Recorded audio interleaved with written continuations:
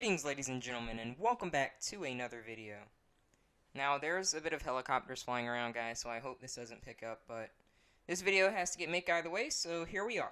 Now, as you can see by the title, this is going to be a bit about Google Stadia, and it's going to be my thoughts about it. So, as you can see by the title, I think it's a great idea, but it's just really bad implementation, and I'm going to get into this video right now to dissect my thoughts and why I think that is the case. Now, if you're unaware, I'll just leave it short.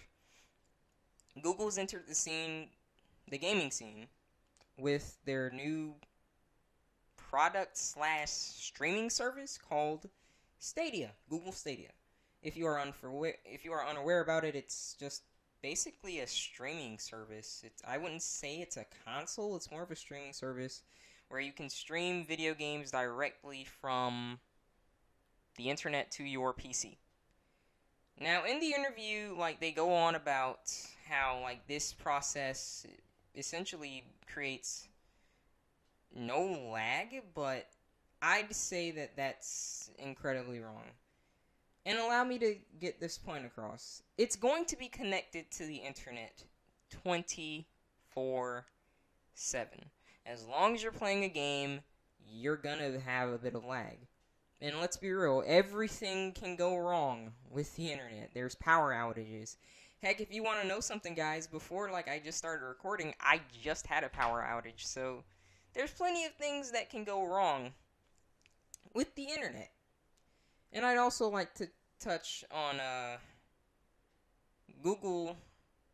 It's a Google product, so it's going to be connected to Google services, Google YouTube and Google Plus, all of the Google things you can name. I just say Google quite a bit of times. It's quite interesting.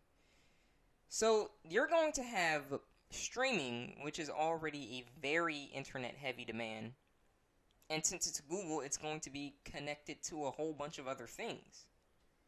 So to make the claim that there's going to be practically no latency is pretty preposterous if you ask me. And one more thing. This is a streaming service. This is based on cloud and your internet quality, which is going to bring up what I'm about to say right now. This is going to be connected to the internet 24/7, ladies and gentlemen. Unless you are one of the few people that are fortunate enough to have significant funds to where you can get the best possible internet money can buy, you're going to be lagging more than a freaking jumping bean hopping around the mariachi. Okay, I don't know what the heck I just said, but you're going to be hopping, okay? You're going to be teleporting all the floaty.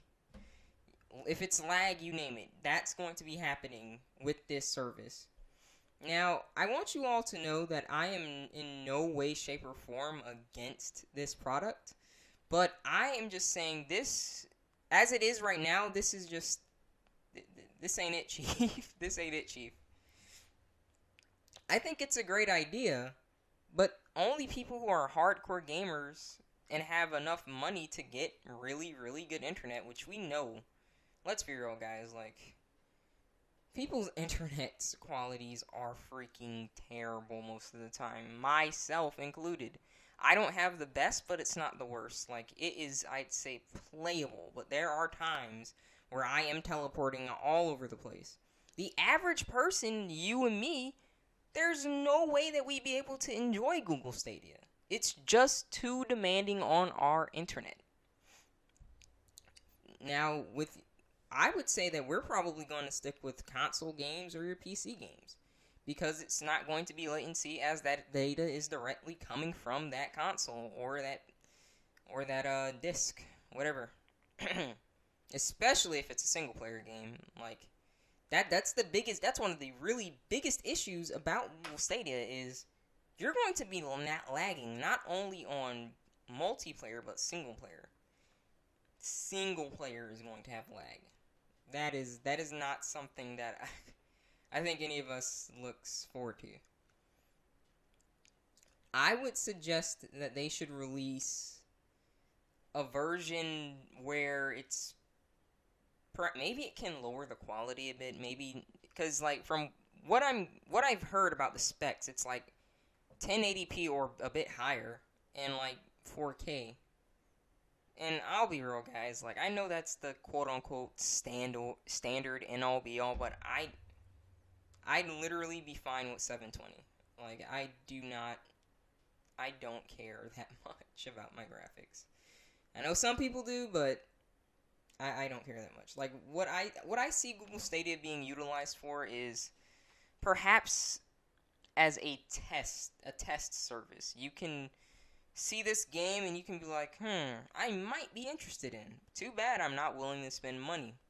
Like I made a whole video talking about the other day, get some first-hand experience.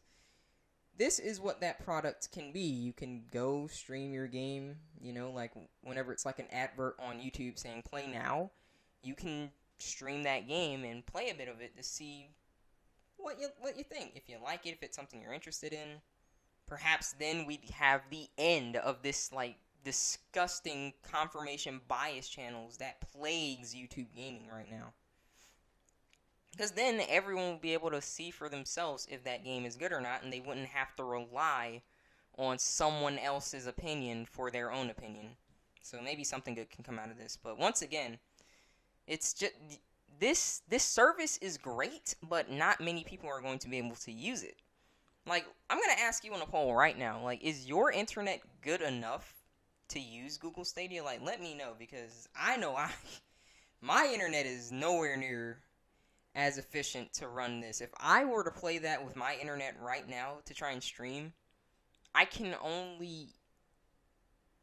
my freaking TV screen would just turn blue. You know the blue screen of death back in the older days? I don't know how old you guys are, but blue screen of death was a term used where a PC, back when it had a fat back when we were thick, as the internet likes to say, it would have so many issues on screen, perhaps a virus or you open too many apps, and it would just turn blue, and we called it the blue screen of death because it would usually never run afterwards. I'm guessing my TV would have a freaking... my TV, my freaking console, everything would just get the blue screen of death, man. So, I just want to give my final thoughts on Google Stadia. Now, I think that they're entering this as more of a competition type thing. They're trying, like, Google is beyond wealthy.